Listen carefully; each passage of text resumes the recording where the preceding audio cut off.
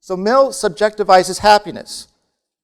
We haven't reached full subjectivity yet. That's what we're going to get with Hume. Mill just subjectivizes a little bit of morality. For Mill, if you want to think about the capital punishment issue, you don't just ask yourself, what do I believe?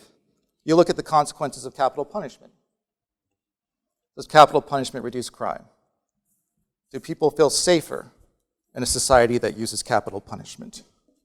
There is an objectively right answer, but it involves the consequences of what maximizes pleasure and minimizes pain. But it's all up for grabs. It's not anything goes. Whereas Hume comes along, and he's going to say not only is happiness completely subjective, but morality is as well. The consequences don't matter. All that matters is how you feel, whether you approve or disapprove of something. So if Mill is right and we're thinking about capital punishment, we should look at the consequences of capital punishment. If Hume is right, as we'll see, we don't need to look at anything except inward. And you ask yourself, how do I feel about capital punishment? If you approve of it, you've got your answer. Capital punishment is morally right. If you disapprove of it, you've got your answer. Capital punishment is morally wrong. You're the standard of what's right or wrong. If moral subjectivism is true, you could say capital punishment is just. Your friend could say capital punishment is unjust, and you're both right. So those people who say, well, what's just for you or what's right for you may not be right for me, are sometimes trying to articulate this Humean moral subjectivist view. Not only does Hume make morality subjective, but he makes value subjective as well. So Mill thought we should pursue happiness because happiness has value, intrinsic value. Do you remember the difference between intrinsic and extrinsic value?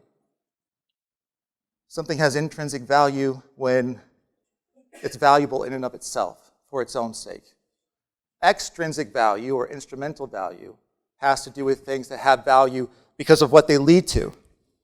So on Mill's view, on Aristotle's view, some things have genuine value, and you, being a discerning human, can recognize which things have value and which don't. We don't always get it right, but we sometimes do.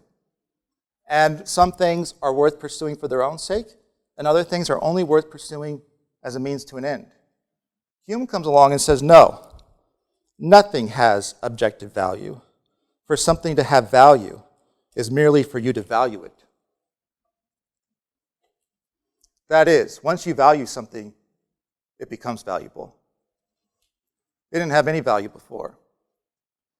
Aristotle and Mill would say, yeah, you should make friends because it's got value. And you recognize that. That's why you crave friendship. Hume says, friendship doesn't have value.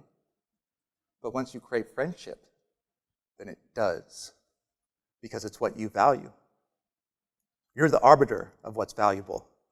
You determine, ultimately, which things have value and which things aren't worth pursuing.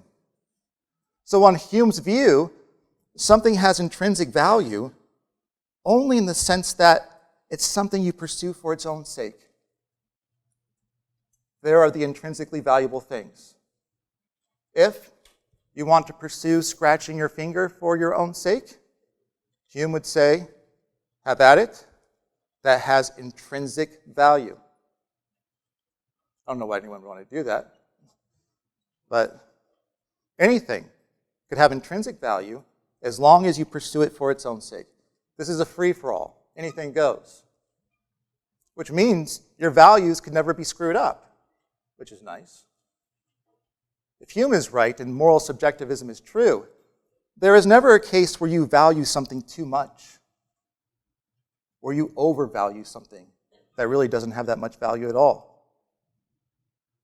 To the degree to which you value something, it has that value. And there's never a case where you fail to recognize that something has value and you don't value it enough. Whatever you don't value doesn't have value. Whatever you value highly has a high degree of value. You're the arbiter of what has value, of what's right or wrong, what has intrinsic value and what doesn't.